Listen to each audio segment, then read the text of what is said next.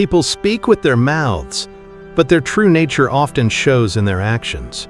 Every friendly word, every small favor, every apology, these are all like seeds being planted, and most people never truly see what kind of plant will grow. They think honesty lives in spoken promises. But Machiavelli, a master gardener of human trust, knew better. He understood that people show their true intentions, not when they're simply talking, but when they're being watched carefully, without knowing it. Because no matter how careful they are, no matter how good their outward appearance is, they can't hide their true instincts. These instincts quietly show up in quiet moments, in how they handle small advantages, in how they react to your presence. That's what this is about. Machiavelli didn't just watch people, he gently tested the soil. He created small moments of pressure that revealed hidden motives, secret envy, quiet dislike, or loyalty that wasn't real. And you can do the same. Quietly, carefully. All you need is the right moment and the self-control to watch without getting involved. Let's begin. Chapter 1. Observing the sprouts, your reactions to their growth. The first way to understand the nature of a plant is to watch how it reacts to sunlight and rain. This is like watching how people react to your own small successes. Principle 1. Watch their true feelings when you shine. Imagine you've just grown a beautiful, rare flower in your garden. You share this good news, a small personal win, a moment of joy. You tell the people you consider close. They smile, they nod, they say all the right words, but what you're truly looking for is in their eyes. Machiavelli knew, when someone hears of your happiness, their very first, unfiltered feeling is the truth.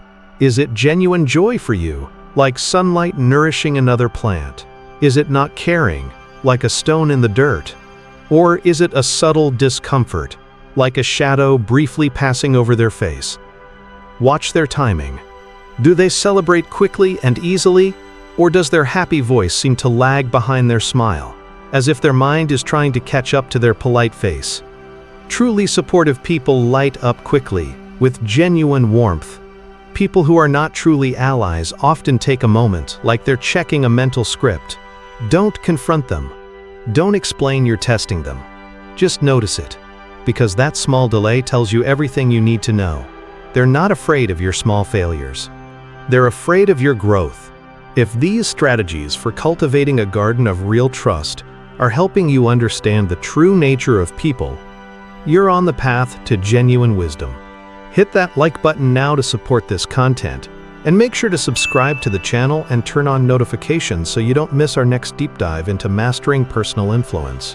Your support helps us share this crucial wisdom. Chapter 2. Watering the seeds, their response to your needs. The next test is like gently watering a seed to see if it will truly sprout. This is how they respond when you need a little help. You ask for something small, a small amount of their time, a quick favor, some simple advice, a small connection, something you know they can give easily. Then, after they say yes or show willingness, you calmly take back your request. You say, "Actually, don't worry about it." Or, "I managed to figure it out." Or, "Forget I asked." Then you watch them very closely.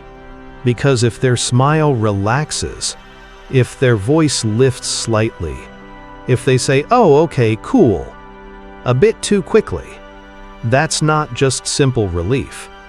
That's a huge clue. They never truly intended to help. They were going to try to avoid it, delay, or make up an excuse.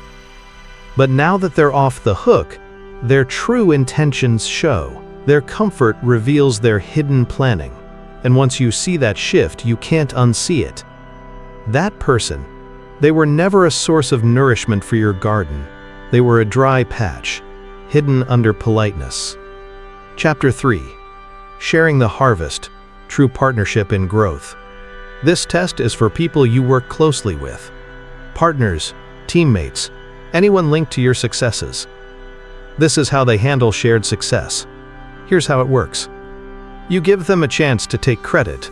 You make it easy for them to talk about their part in a success. You might even praise them first for their contribution. And then you watch what they say next. Truly good partners will say, "Yeah, we both did great," or "It wouldn't have been possible without you," or "Honestly, I just followed your lead." They share the joy. But Machiavelli watched for the one who acts like a parasite, the one who takes your praise and then tries to make it all about themselves. They might smile and say, "Yes, I really pushed hard to get it done." Or, "It was tough, but I handled the key parts." Or even worse, they say nothing at all and just soak in all the praise for themselves. That's silence? That's self-centered addition to the story?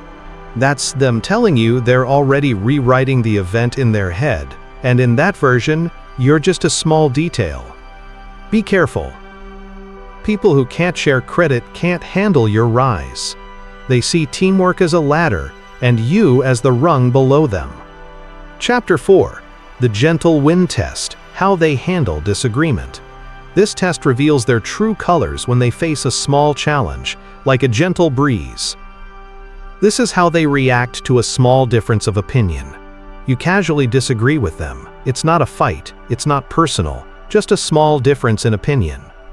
You might say, "I actually see it a little differently," or "I don't completely agree with that, but it's an interesting point." Now you watch carefully. Because this is the test of their inner strength. Do they ask why you see it differently?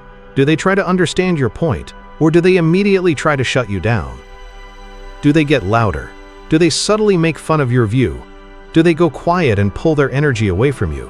Do they smile but clench their jaw? Machiavelli understood that people who can't handle even small disagreement are dangerous when real power is involved. Because they don't want equals. They want mirrors that reflect only their own thoughts. They want submission, hidden as support. This test seems small, but it's very telling. If someone punishes you for disagreeing, even gently, they're not a true friend. They're someone who might become a problem in the future. These first 4 ways of observing expose more than just quick reactions. They show you their entire way of seeing the world. How someone handles your small success, a small favor, shared praise, or a mild disagreement tells you what they'll do when bigger things are at stake. Machiavelli didn't wait for a big betrayal. He created small moments to reveal true intentions early.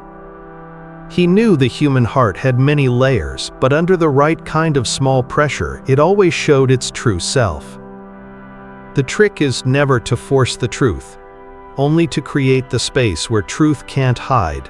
Chapter 5: The Seasonal Shift: How They Prioritize You. Let's continue this careful study. This is how they act when your time is needed. You send them a message, something that feels important, something that needs a timely response. And then you wait, not anxiously, not because you're worried, but to observe, like a gardener, watching for the first signs of a season change. How long do they take to reply? Do they make you a priority, or do they push you down their list? And most importantly, what changes when they need something from you? Because here's the truth. The way someone responds when you need them versus the way they respond when they need you is often the clearest measure of their true connection. If they delay when you reach out, but are super fast when it's their agenda, you're not a true connection. You're just a tool they use.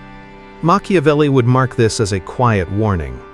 He'd say, being slow to respond isn't always disrespect, but being consistently slow, only when it serves them, is disrespect at a high level. This doesn't mean you yell at them. It means you adjust how you see them. Don't give them urgency if they don't give you priority.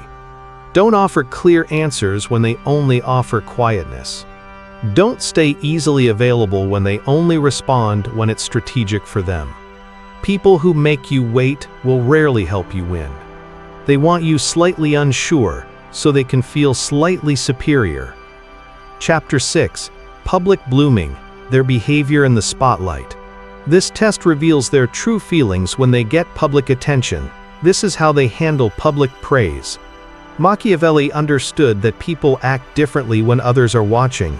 So if you really want to know someone's true intent, praise them publicly. Say something genuinely kind about them in front of others. Lift them up, acknowledge their strength, and then observe. Do they praise you back? Do they share the credit? Or do they just soak it all in and act like you were never part of their success? More importantly, do they use that moment to shift attention away from you? This test is valuable because it introduces social pressure. It reveals how someone handles credit and attention when there's a crowd watching. If they act like the praise is all theirs, if they get louder, more dominant, more dismissive of your presence, then you've just uncovered something important. They see themselves above you, not beside you, not with you, but above. And the hardest part? They won't say it out loud. They'll show it by acting like they achieved everything alone. These people are not true partners in your garden. They are focused on their own show. And your spotlight is only useful to them as long as it makes them look good. Machiavelli would step back immediately. He'd give them no more attention. Because someone who can't share the stage will eventually try to push you off it entirely. Chapter 7: The Small Storm. Testing their true intentions. This is the most powerful test of all, like creating a small, controlled storm to see the deep roots of a plant. This is how they act when you let them win a little. You deliberately give someone a small advantage. You let them win a small argument. You agree to their terms in a small deal. You let them feel like they've gotten one over on you. Then you wait, not because you've truly lost, but because now they reveal themselves.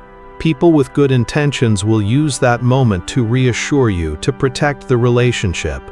They feel thankful for your kindness. But people with bad intentions, they lean in. They take more. They get a taste of being in charge, and they push even harder.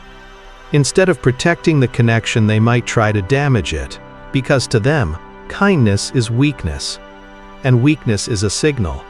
Take more. This is the test Machiavelli used most often. He would pretend to lose, just to see who changed into a harsh leader the moment he looked away. Because true power isn't how someone acts when they're losing. It's how they act when you let them win. These 7 ways of observing don't require force. They require calm observation. You don't argue. You don't explain. You don't accuse. You let the situation unfold naturally. And in that quiet observation, truth leaks out of every corner. That's the Machiavellian way, to reveal intentions before intentions become harmful. Not through direct fighting, but through careful observation. These aren't games. They're tools for understanding. Because once you understand how people behave when their true self shows, you'll never be fooled by fake compliments, false loyalty, or sudden kindness again. Now let's take this deeper. Because once you see the truth, the next step is knowing exactly what to do with it. By now you know the truth. People reveal themselves in moments they think you're not watching. And when you gently apply pressure, what they hide with words comes pouring out in behavior. Machiavelli didn't need confessions. He needed patterns.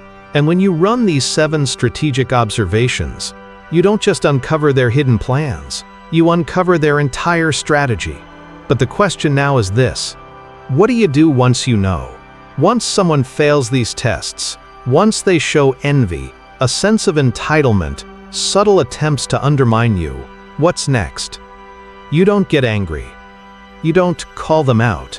You don't announce you've seen through them. You move like a wise gardener. You quietly adjust how you act around them. You change how available you are. You subtly shift the power. Because now you have the advantage. Here are the key principles from your master gardener of trust. Your image is your soil. Control how others see you. Silence is a strong fence. Speak less, watch more. Loyalty is a seed. Cultivate real connections. Remove toxic ones. Respond. Don't react. Stay calm and plan your moves. Hidden influence is best. Manage your garden from the background. Machiavelli's true teaching wasn't about being cruel. It was about teaching you how to survive and thrive in a world that was already tough. His final lesson: the most powerful person isn't the one with the most tools, the most money, or the most fame. It's the one who remains calm and unaffected when others attempt to destroy them. The one who can smile when challenged. The one who can walk away when tempted. The one who can rise when pushed down. That's what it means to be untouchable. And now you know how to become your own master gardener of trust. Here's how to ensure your transformation continues. Hit the like button if this deep dive into Machiavellian wisdom has helped you understand how to truly test people. Your support helps share these vital lessons. Subscribe to the channel and activate notifications. Your journey to mastering unseen influence and becoming a master gardener of trust begins now. I'll see you in the next planting.